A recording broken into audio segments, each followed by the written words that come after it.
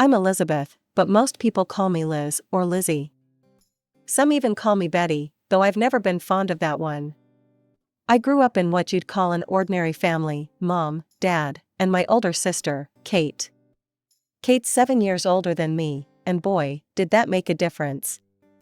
From the day I can remember, our house was like a shrine to Kate's existence. Every wall had a picture of her first smile, her first steps, or her scribbled drawings that mom and dad treated like Picassos. Me? I was just there. I got used to it, you know? Wearing Kate's hand-me-downs, playing with her old toys. It wasn't great, but I didn't know any different. I just learned to keep quiet and not make a fuss. As the years went by, the pattern continued. Kate got new clothes, I got her old ones. She got the latest toys, I got the ones she'd outgrown. But I never complained. I just existed. High school came and went. Kate had already moved out by then, off to college on a scholarship. I thought maybe now my parents would notice me more, but nope. It was all about Kate's college adventures, Kate's new boyfriend, Kate's future. Then came the big announcement. Kate burst into the house one Sunday afternoon, all smiles and excitement. "Mom, Dad, I'm getting married," she squealed. You'd think she'd just announced she'd cured cancer or something. Mom burst into tears, Dad started whooping and hollering. Me? I just sat there, wondering if anyone remembered I was in the room. Kate turned to me, her eyes shining. "And Lizzie, you'll be my bridesmaid, right?" I nodded, forcing a smile. "Sure, Kate. Congratulations." As they all hugged and cried and laughed, I slipped out of the room. No one noticed. They never did. Kate's wedding turned out to be a bigger deal than anyone expected. One evening, I overheard my parents talking in hushed tones in the kitchen. "We'll have to take out a loan," Dad said, his voice strained. Mom sighed. "I know, but it's Kate's big day. We can't let her down." I felt a knot form in my stomach. They were going into debt for Kate's wedding?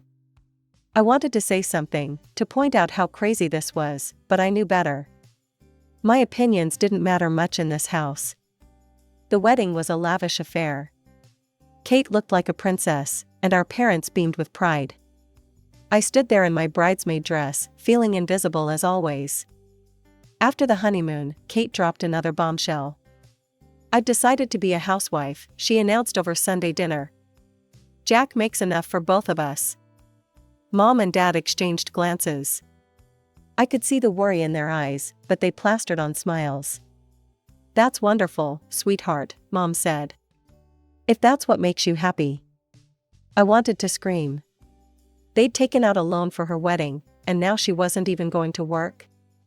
But I kept my mouth shut, pushing my food around my plate. It wasn't long before Kate was pregnant. With twins, no less. Our parents went absolutely nuts. "Twins?" Dad kept saying, shaking his head in wonder. "Can you believe it?" I could believe it. I could also believe what came next. "We should help them buy a house," Mom suggested one night. "They'll need the space with 2 babies on the way." Dad nodded. "We could make the down payment on a mortgage. There's that nice place not far from here." I couldn't stay quiet anymore. "Are you serious?" I blurted out. "You're already in debt from the wedding, and now you want to buy them a house?" They both looked at me like they'd forgotten I was there. Maybe they had. "Elizabeth," Mom said, her voice stern. "This is what family does. We help each other." The twins were born a few months later. 2 little boys, cute as buttons. Mom and Dad were over the moon, spending every free moment at Kate's new house, cooing over the babies. Meanwhile, I was finishing up high school, trying to figure out my next steps. College was the obvious choice, but how was I going to pay for it? One night, I worked up the courage to ask. "Mom, Dad, I've been looking at colleges." "That's nice, dear," Mom said, not looking up from the photo album of the twins she was putting together. I was wondering, could you help me with tuition?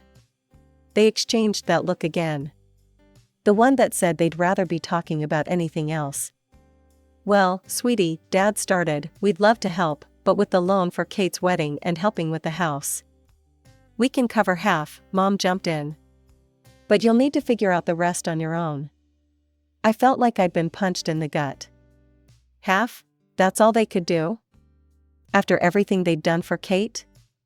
But I knew arguing was pointless. "Okay," I said, my voice small. "Thanks." As I walked back to my room, I heard them resume their conversation about the twins' latest accomplishments. I closed my door, leaned against it, and for the first time in years, I let myself cry.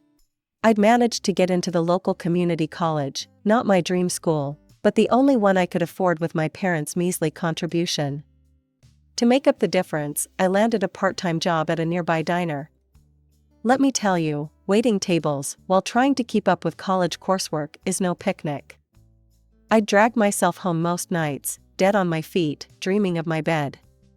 But even that small comfort was often yanked away from me. It started one Friday evening.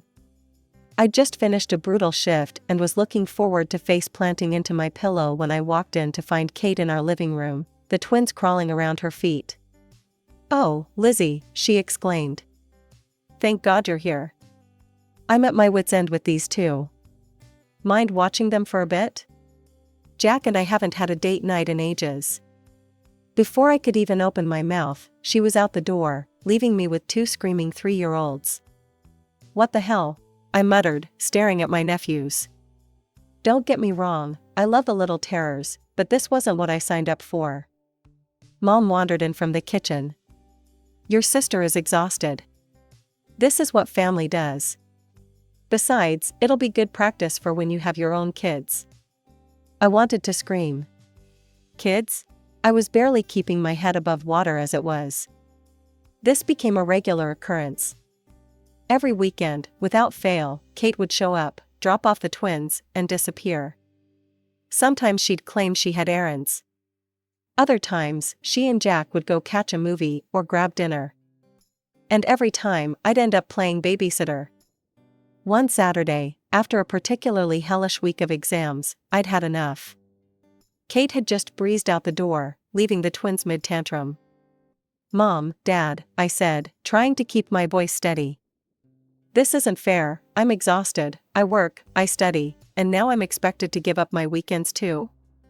Dad barely looked up from his newspaper. "Lizzie, your sister needs the help. You should be glad to do it."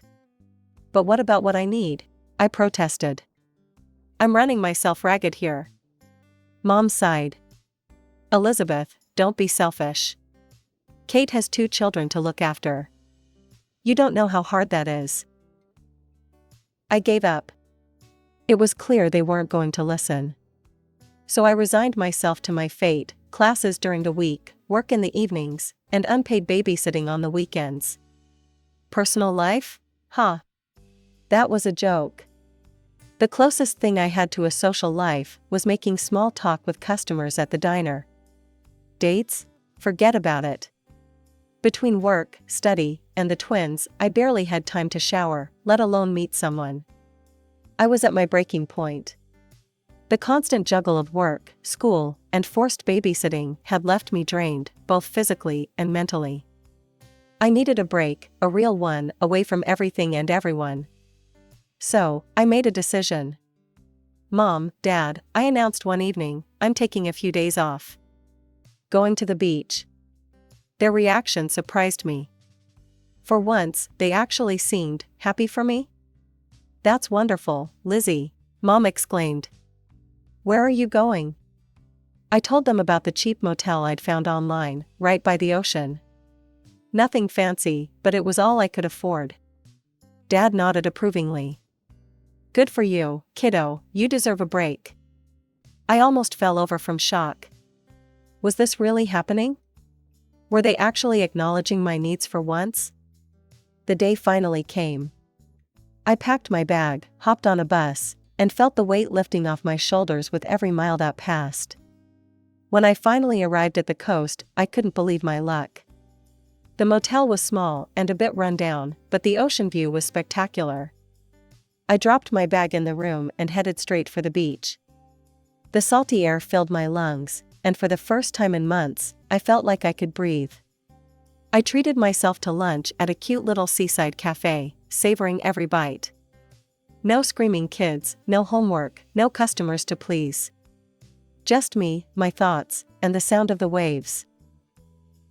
As the sun started to set, I headed back to the motel, already planning my evening of peaceful solitude. But as I approached my room, I heard familiar voices. "Surprise, Lizzie!" I froze. There, standing outside the room next to mine, were Mom and Kate, with the twins running circles around their legs. "What are you doing here?" I stammered, my heart sinking. "We couldn't let you be all alone on your vacation," Mom chirped. "So we decided to join you. We're right next door." I noticed their suitcases outside one of the nicer rooms. Of course, they'd splurged on themselves while I was in the budget option. Before I could process what was happening, Kate was pushing the twins towards me. "The boys have been dying to see the ocean. You don't mind watching them for a bit, do you?" "I want to take a walk on the beach. And I need to run to the store," Mom added. "We'll be back soon." Just like that, they were gone, leaving me standing there with two overexcited 3-year-olds tugging at my hands. What followed was the worst vacation of my life. The twins were out of control, tearing around my small room like tornadoes. They ripped the curtains, broke glasses, and somehow managed to clog the toilet with apples. I had to shell out money I didn't have for repairs and to call a plumber. By the end of the weekend, I was more exhausted than I'd ever been. The final straw came when Kate had the audacity to complain about how tired she was from all the traveling. I lost it. The argument that followed was epic. I yelled, Mom cried, Kate sulked, and the twins screamed through it all. I packed my bags that night and caught the first bus home in the morning. As I watched the coastline disappear behind me, I felt something shift inside. This couldn't go on. Something had to change. I dragged myself through the front door, exhaustion weighing heavily on my shoulders. Dad was in his usual spot, eyes glued to the TV. He barely grunted a hello as I passed. I crashed into bed that night, my mind a whirlwind of emotions and half-formed plans. When morning came, I knew what I had to do. I was halfway through packing my suitcase when I heard the front door slam. Mom's voice rang out, sharp and irritated. "Elizabeth, where are you?" She appeared in my doorway, face flushed with anger. "I can't believe you just left us there. Do you have any idea how difficult it was to manage the twins on our own?" I bit back a retort about how I managed the twins on my own all the time. Instead, I just kept packing. Mom's eyes narrowed as she took in the scene. "What are you doing?" "I'm leaving," I said, my voice steadier than I felt. "I'm moving out, I need my own life." Their reactions were immediate and predictable. "How can you be so selfish?" Mom cried. "After everything we've done for you." Dad's face turned red. "You ungrateful girl. Have you thought about your sister? Who's going to help her with the twins?" I felt something snap inside me. My sister? What about me? When has anyone in this family ever thought about what I need? "Elizabeth," Mom gasped. "No, I'm serious," I pressed on. "Kate has a husband. Let him help with the kids. I need to focus on my own life." "You listen here, young lady," Dad growled. "If you walk out that door, don't expect us to keep paying for your college. You'll be on your own." I looked at them both, these people who were supposed to love and support me unconditionally. In that moment, I realized they were strangers to me. "Fine," I said, zipping up my suitcase. "I'd rather be on my own than live like this. No personal life, no time for myself, just constant demands and screaming kids. I'm done." I pushed past them, dragging my suitcase down the stairs.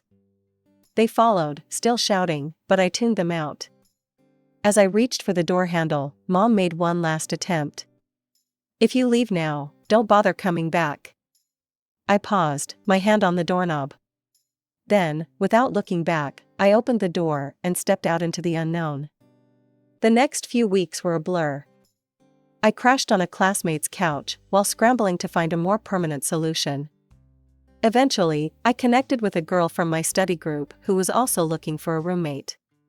We found a tiny apartment that we could just barely afford between the two of us. With my parents cutting me off financially, I had to pick up more shifts at the diner. I was working almost full-time on top of my classes. There were nights I thought I wouldn't make it, when the exhaustion was so deep I could barely think straight. But you know what? For the first time in my life, I felt free. No one was making demands on my time. No one was guilting me into babysitting or putting their needs before my own. The apartment was small, my bed was a mattress on the floor, but it was mine. I threw myself into my studies with a determination I didn't know I possessed. Every all-nighter, every missed social event, every extra shift, it was all working towards my goal. My future. Before I knew it, 2 years had passed. As I sat in the auditorium on graduation day, waiting for my name to be called, I scanned the crowd.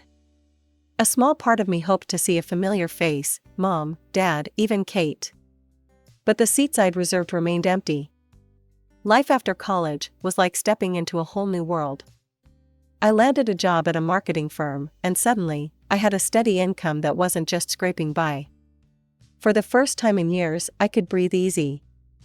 I rented my own apartment, nothing fancy, but it was all mine. No roommates, no family drama, just peace and quiet. And let me tell you, it was glorious. I started doing all those normal things I'd missed out on before. I went on dates, made new friends, even had a couple of short-lived relationships. Nothing serious, but it was fun to just be young and carefree for once. My parents? They were still in the picture, but barely. We'd talk maybe once a month, stilted conversations full of awkward silences and thinly veiled disapproval. They were still sore about me moving out, and I wasn't exactly rushing to mend fences. Then came my 25th birthday. I had plans with friends, nothing wild, just dinner and drinks. But a week before, I got a call from Mom. "Elizabeth," she said, her voice oddly cheerful, "we want you to come over for your birthday. The whole family will be there." Against my better judgment, I agreed. When I arrived at my parents' house, it was like stepping back in time. Kate and her husband were there, the twins, now 7 years old, running around like little tornadoes. Various aunts, uncles, and cousins milled about, all smiles and hugs. "Happy birthday, Lizzie," they chorused as I walked in. I plastered on a smile, accepting hugs and well wishes. Then came the gifts. Most were typical: clothes, books, gift cards. But then Mom handed me an envelope with a flourish. "This is from all of us," she said, beaming. I opened it, my stomach sinking as I saw what was inside. A ticket to a beach resort. "We're all going," Dad announced proudly. "A big family vacation. We've paid for everything." I froze. A family vacation with the twins? It was my ruined beach trip all over again. I opened my mouth to refuse, but Mom squeezed my arm, whispering harshly, "Don't you dare make a scene. Not in front of everyone." So I smiled and thanked them, all the while screaming internally. The party wound down, relatives trickled out, and finally, it was just us, me, Mom, Dad, Kate, and her family. That's when I let loose. "I'm not going," I said flatly. "What?" Kate gasped. "But it's a family trip." "Exactly," I replied. "And I'm not interested in spending my vacation babysitting your kids again." Kate burst into tears. "You don't love us at all, do you? You don't care about your nephews?"